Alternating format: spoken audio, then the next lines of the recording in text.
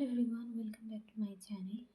তো আজকে আমি শেয়ার করবো সরস্বতী পুজো রিলেটেড ব্লগ পার্ট 2। আর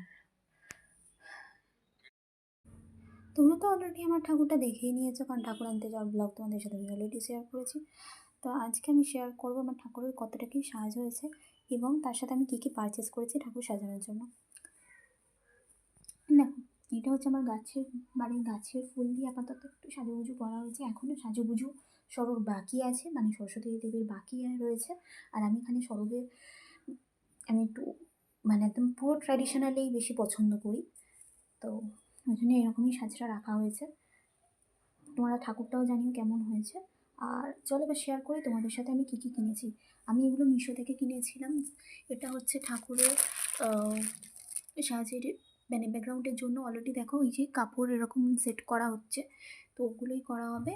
আর এখানেও এই সেম কাপড়ই রয়েছে, ইয়েলো কালারের নিয়েছিলাম আমি। আর এখানে তার সাথে দিয়েছে এই পাতাটা আর এই লাইটটা। আর এখানে দুটো ইয়েলো কালারের ফেব্রিকের, সরি এটা একটু ওই নেট কাপড় টাইপের ছিল।